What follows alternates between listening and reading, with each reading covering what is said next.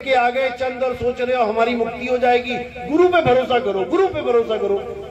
और साहिब कह रहे झूठे गुरु को झटक दे, शिष्य शाखा को भूख और वाह में दोष जरा नहीं, शब्द कहा हमको। झूठे गुरु को झटक दे।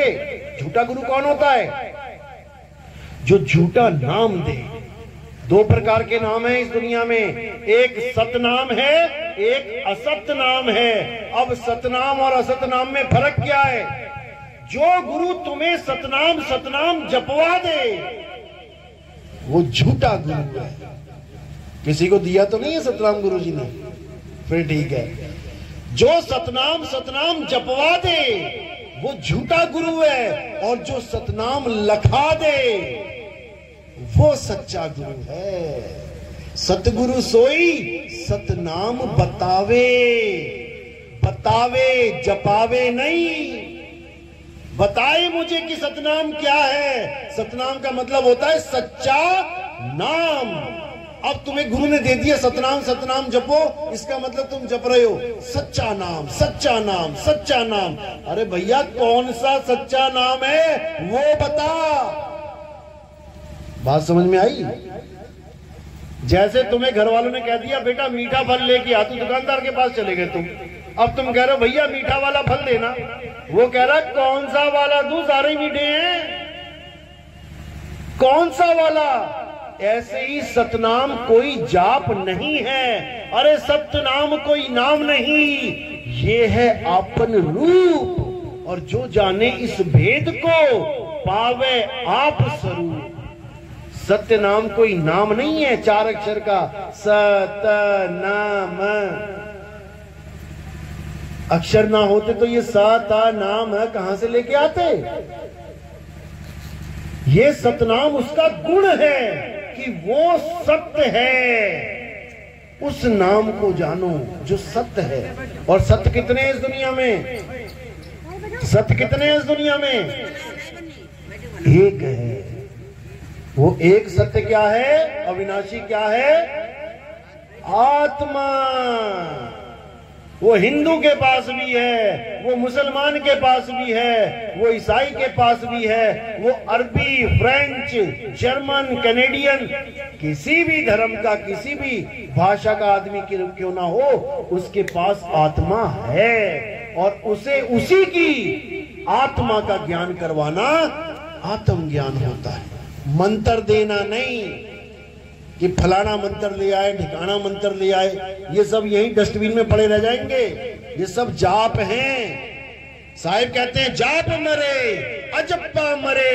अरे अनहद भी मर जाए और सुरत समाए शब्द में, वाको कालना खाए।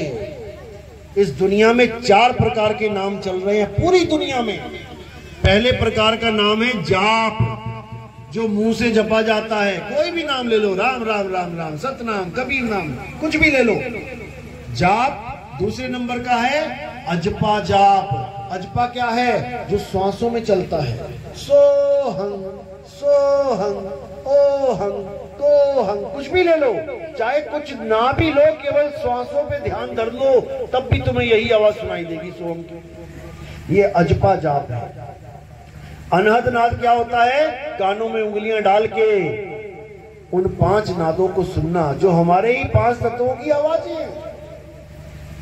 तो साहिब कहते हैं ये तीनों नाम देने वाले जो गुरु हैं, ठीक है गुरु हैं, पूजनीय हैं, क्योंकि गुरु मेरे सभी बड़े, लेकिन तेरे मुक्ति दाता गुरु नहीं है।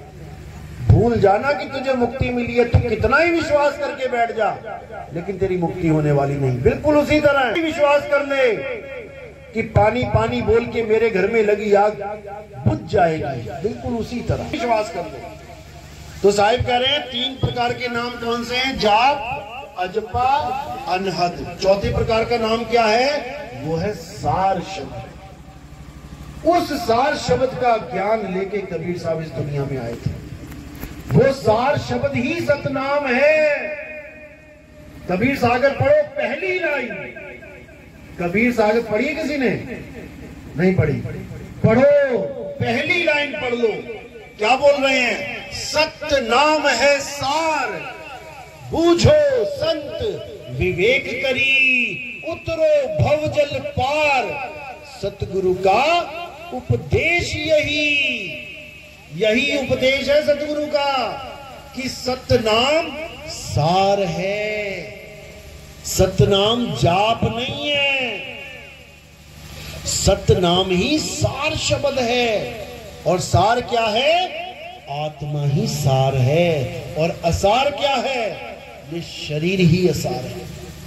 सब अपने गुरु को अपने हृदय में बसा के बैठे हैं, लेकिन गलती से वो एक शरीर को बसा बैठे हैं, शरीर को गुरु मान बैठे हैं। किसको? 5 तत्वों को। 5 तत्वों में क्या जोड़ दिया? इंद्रियां, आंखें, कान, नाक, मुंह, हाथ, पैर, पेट, जांघें, भुजाएं, इसको गुरु मान बैठे सारे। कबीर साहब कहते हैं ये 10 इंद्रियों का रथ है। 5 ज्ञान इंद्री, 5 कर्म इंद्री। कर्म इंद्री कौन सी है?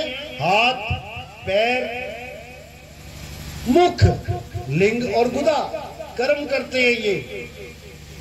ज्ञान इंद्रियां क्या हैं?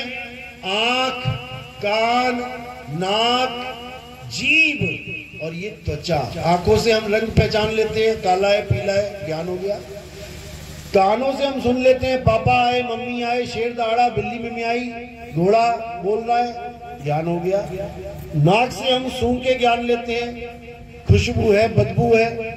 जीभ से हम चख के ज्ञान लेते हैं, खट्टा है, मीठा है, कड़वा है। और चमड़ी से हम छू के ज्ञान लेते हैं, ठंडा है कि गर्म है। और केवल हाथ से ही नहीं, पूरी चमड़ी में गरम गरम ग्लास कहीं भी लगा लेना, उसी वक्त ज्ञान हो जाएगा कि गर्म है कि ठंडा है। अब ये 10 इंद्रियां हैं और परमात्मा गुरु इंद्रियतीत है। इसको समझ लो, परमात्मा और गुरु इंद्रियतीत है। इंद्री क्या है? इंद्री तो काया है, देही है। तुम जिसको आदमी और औरत मान बैठे हो वो केवल डिजाइन है इस 5 तत्वों का। जैसे मिट्टी से एक कुम्हार ने घड़ा बना दिया, उसी मिट्टी से एक सुराही बना दी। अब केवल तुम्हें दिखाई दे रहा है कि वो घड़ा है, वो सुराही है, लेकिन असल में वो दोनों ही मिट्टी है। तुम्हें लग रहा है कि ये आदमी बैठे हैं, ये औरत बैठी है, केवल डिजाइन की वजह से।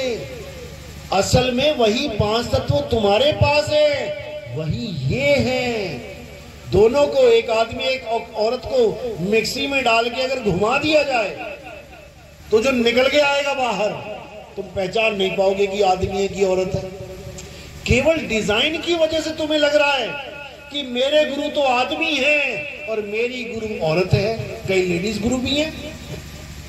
कबीर सागर में 3 नंबर पेज पे बिल्कुल स्पष्ट साहिब ने निबेड़ा कर दिया। कहते तुमसे कहूं मैं नाम विचारी, ना वो ज्योत, ना पुरुष, ना नारी। इसको समझो, जिसके साथ प्रीत लगानी है वो ना पुरुष है ना नारी है, और ना ही वो कोई ज्योति प्रकाश है कि तुम्हें प्रकाश ही प्रकाश दिखाई दे गया, तुम सोच रहे हो मुझे परमात्मा मिल गया। ये प्रकाश ही काल भगवान है, यही काल भगवान है जो त्रिकुटी में बैठा है। बड़े बड़े देवी देवताओं को, बड़े बड़े मुनियों को, बड़े बड़े पीर पैगंबरों को इसने मूर्ख बना दिया। साहिब कहते हैं निज मन करत जहां ठकुराई, सो नैनन पिछवारा है, कर नैनो दीदार महल में प्यारा है।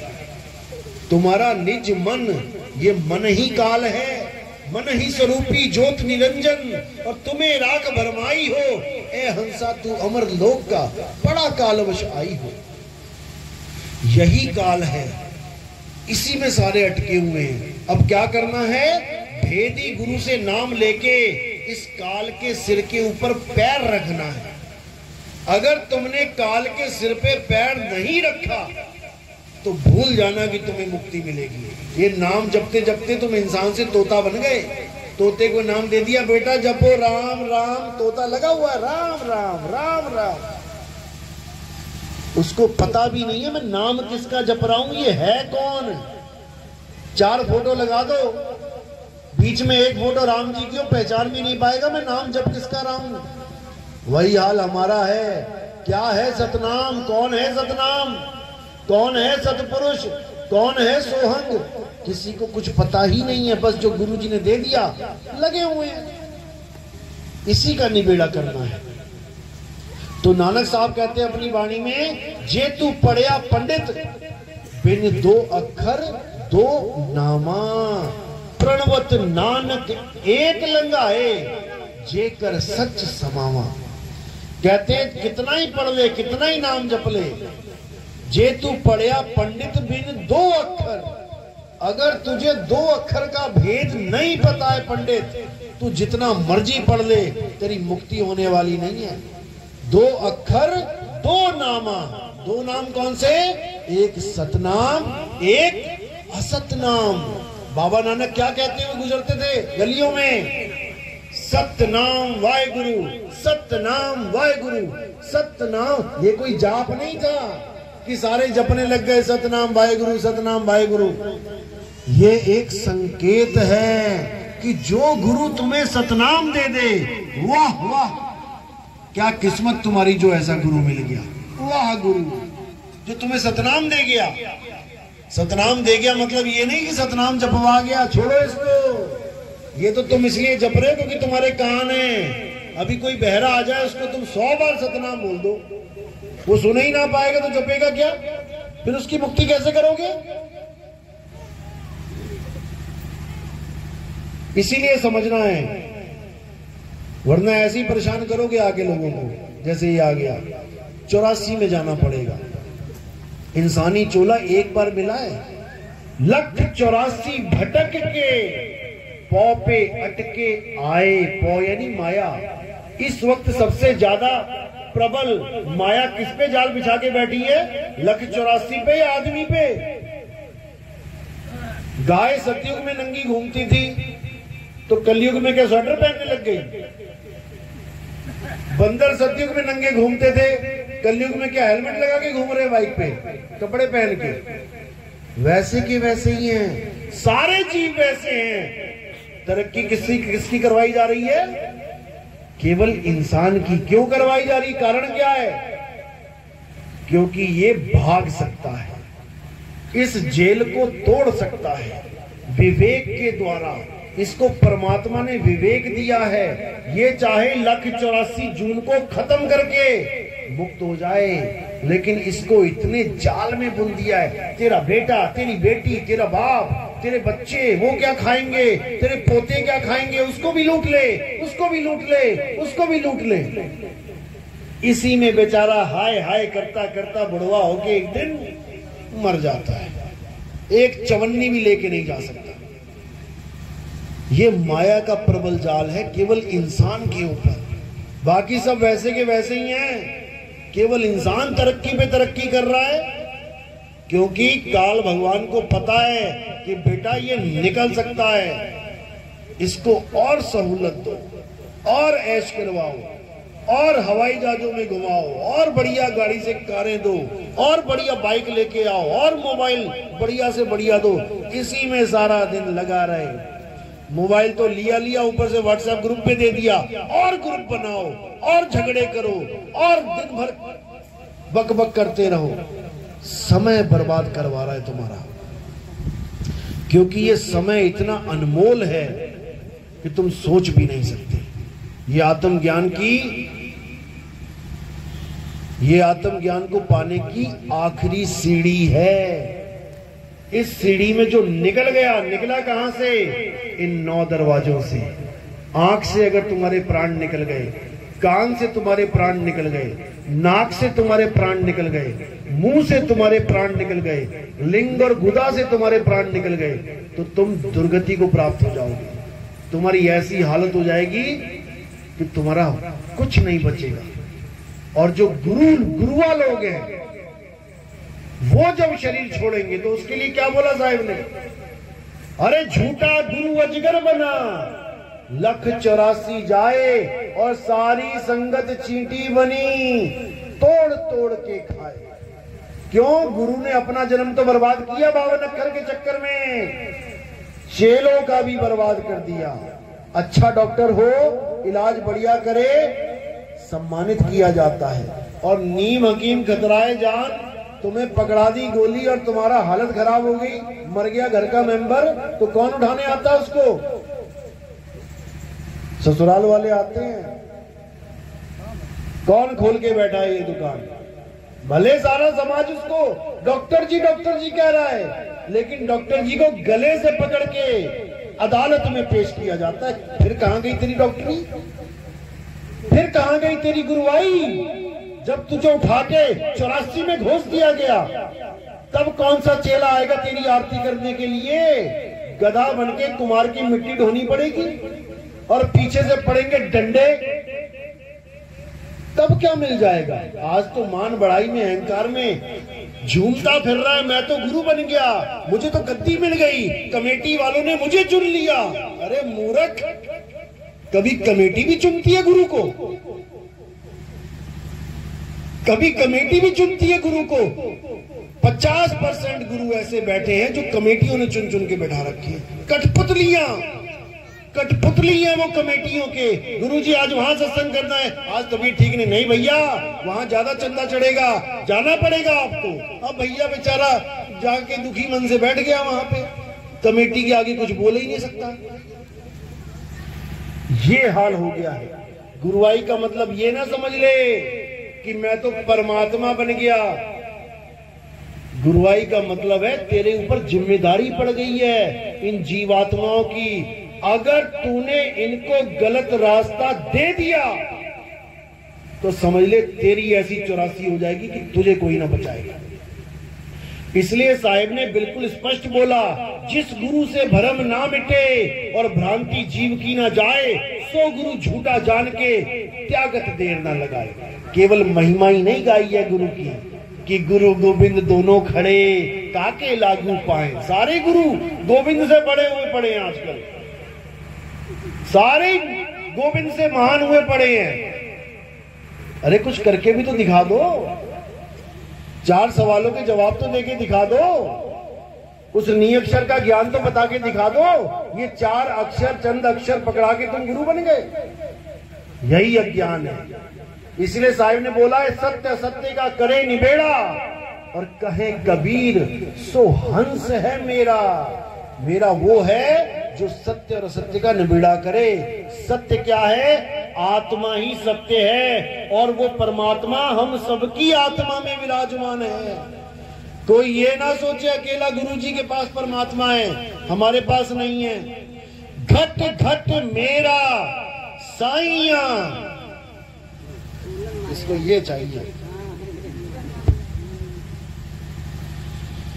घट घट मेरा साईया, सुनी सेज न कोय और बलिहारी व घट की, जिस घट प्रगट होए। कई बार ऐसा होता है गुरु के प्रगट नहीं होता है और चेला प्रगट कर लेता है, ऐसा भी होता है। उसको क्या बोला? अरे गुरुजी गुड़ रह गए, और चेला शक्कर हो गया। ये नहीं मानेगा कोई गुरु, ये कभी नहीं मानेगा, क्योंकि गुरुवाई अहंकार उसके अंदर ठूस ठूस के भर चुका है। याद करो वो दिन जब वही गुरु घर से निकला था परमात्मा को पाने के लिए कि हे मेरे मालिक, मैं ये सफेद चोला धारण कर रहा हूं आपके लिए, मुझे दर्शन देना मालिक। चला गया किसी आश्रम में संत बन के या भगत बन के, अब रहा आश्रम में, थोड़े दिन बाद पता लग गया अरे भैया परमात्मा कुछ नहीं होता, यहां तो गद्दी की लड़ाई है, जो गद्दी पे बैठ गया वही परमात्मा है। अब बेचारा परमात्मा को तो क्या पाना था, अब लगा दौड़ने गद्दी के पीछे, अब लगा षड्यंत्र बनाने, कैसे करके गद्दी हथिया लूं, और बेचारा उसी गद्दी में खटमल बन के लोगों को परेशान करेगा। तो इसीलिए कोई गद्दी वद्दी के चक्कर में कभी नहीं पड़ना। परमात्मा गद्दियों से नहीं मिलता, परमात्मा मिलता है मन को निर्मल करने से। कबीर मन निर्मल भया, जैसे गंगा नीर और पाछे पाछे हरी फिरे। कहे कबीर कबीर कहते जिसके पीछे तू फिर रहा था अब वो तेरे पीछे फिरेगा, लेकिन उसके लिए तुम्हें ये मन निर्मल करना पड़ेगा। कोई तुम्हें कुछ गलत कहता है, सह लो, पी जाओ, घोट लो, कभी पलट के फालतू बात नहीं करना, क्योंकि उससे सूरत विचलित होती है। पूरा दिन तुम्हारे दिमाग में वो बंदा घुस जाएगा। इसीलिए साहिब ने बोला इस सूरत को शब्द में लगाना है, दुनिया में नहीं। सूरत फंसी संसार में, वो तो पहले ही फंसी पड़ी है, तुम और दुनिया दुनिया कर रहे हो। सूरत फंसी संसार में, तासे पड़ गई दूर, सूरत बांध स्थिर करो, आठों पहर हुजूर। नाम आठों पहर जपता है कोई? नाम जपते हैं 1 घंटा 2 घंटा, भैया बैठ के 1 घंटा भजन कर लेंगे, जप रहे हैं नाम, इससे कुछ नहीं होगा। आठों पहर की भक्ति मिलनी चाहिए, दिन रात सुबह शाम, जागते और सोते। जब सोते हुए भी तुम्हारी भक्ति बननी शुरू हो जाए तब समझना कि अब तुम्हें वो सही चीज मिली है। तो सिमरन कैसे करना है? जप के नहीं, सिमरन करना है पनिहारिन की तरह। कैसे? अरे सिमरन की सुध यूं रहे ज्यों गागर पनिहार, और बोले डोले सूरत में, कहे कबीर विचार। बोले डोले सूरत में यानी कि पनिहारिन को, पनिहारिन को कोई नाम जपने की जरूरत नहीं है। पनिहारिन की सूरत 24 घंटे अपने मटके में लगी है। इसी को कहते हैं सूरत शब्द योग। नकली शब्दों को साइड में कर दो, 52 अक्षरी शब्दों को, और असली सार शब्द आत्म स्वरूप को अपने जीवन में ले आओ। इसी की बात करते हुए साहिब कहते हैं शब्द शब्द सब कोई कहे, वह तो शब्द विदेह और जीबा पे आवे नहीं, निरख परख कर ले। वो शब्द जीबा पे नहीं आता, उस शब्द का ज्ञान प्राप्त करना है। शब्द शब्द बहु अंतरे, सार शब्द मत लीजिए, और कहें कबीर जहां सार शब्द नहीं, दृग जीवन सो जीजे। धिक्कार है उस इंसानी चोले पे जो इतना बुद्धि लेने के बाद भी अक्षर और अक्षर यानी 52 अक्षर और आत्म अक्षर को अलग अलग नहीं कर पाया। तो साहिब कह रहे हैं एक नाम को जान के और दूजा दे बहा।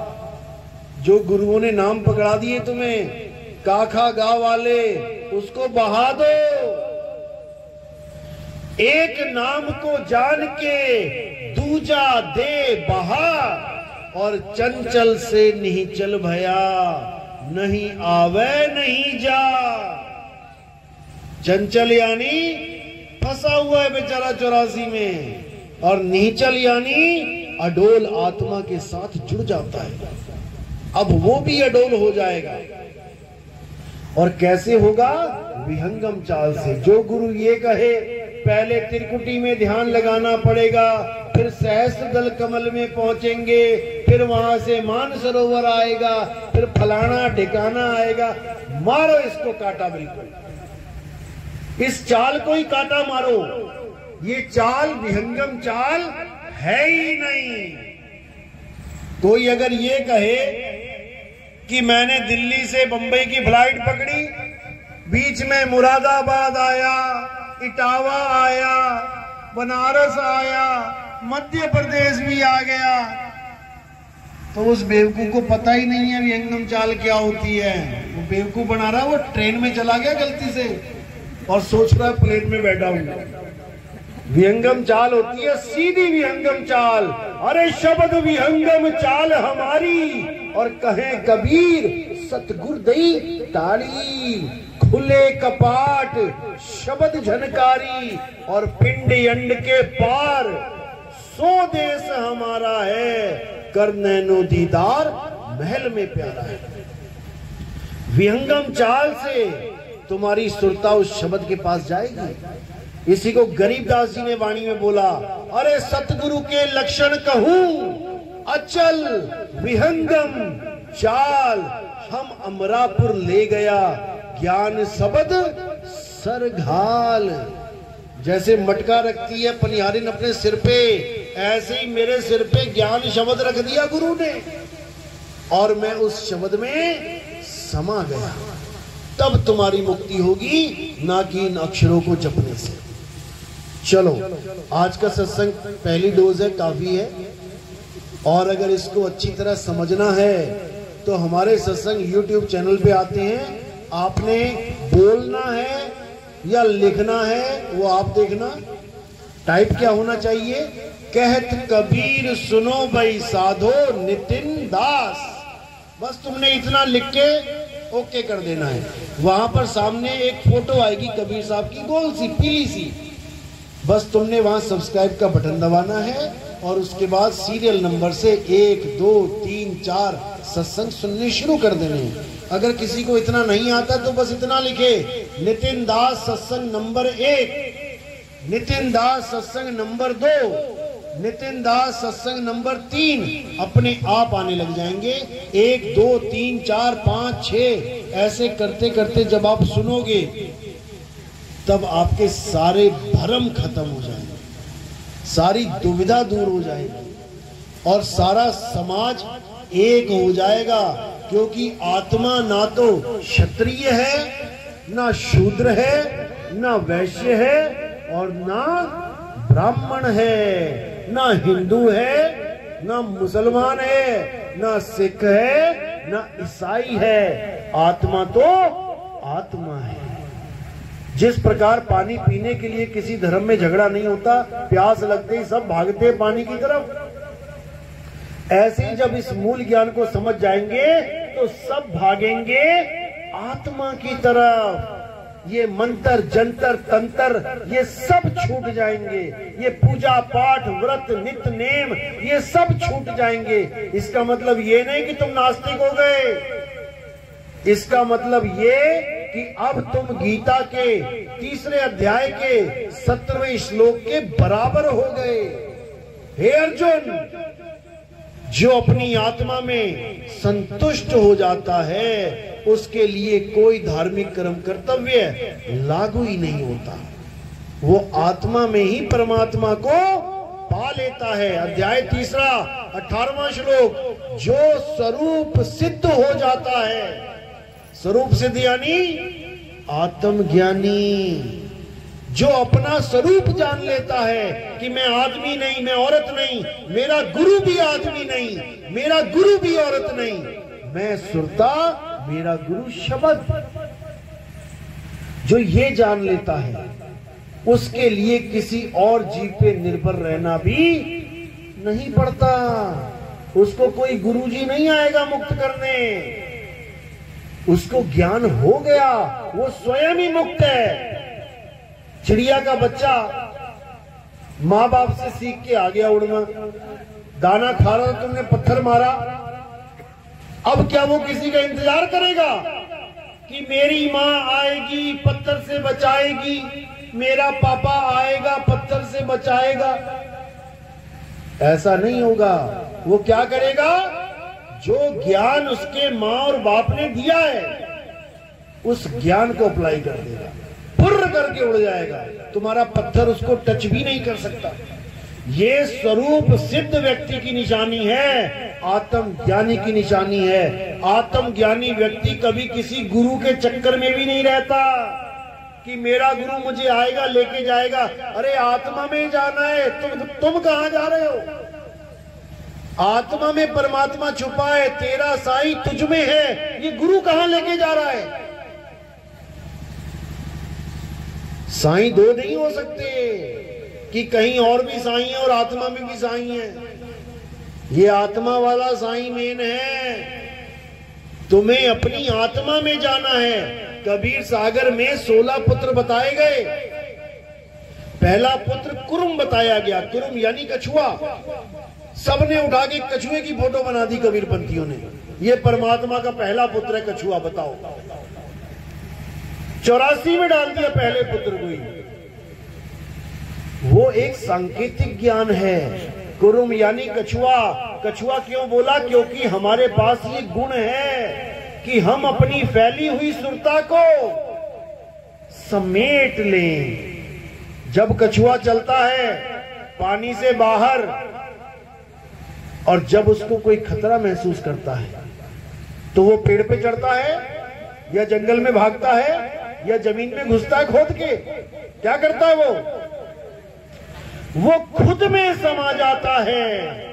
तो जो खुद में समा गया, समझ जाना वो काल जाल से बच गया। और जो 16 पुत्रों को आदमी मान के बैठा है, दयाशील संतोष, वो सोच रहे हैं कि 16 पुत्र हैं, उनके 16 लोक हैं, हम 16 लोकों को पार करके जाएंगे। ये कबीरपंथियों का हाल है। ये सब गुण हैं, 16 गुण हैं हमारे पास। जैसे 16 कला संपूर्ण होता है, 16 श्रृंगार होता है, वैसे ही हमारे ये 16 गुण हैं कबीर सागर में, अनुराग सागर में जो बताया है, हमने उसको धारण करना है। सबसे इंपॉर्टेंट गुण है कुरुम का गुण, जो फैली हुई सुरता को इकट्ठा कर देती है।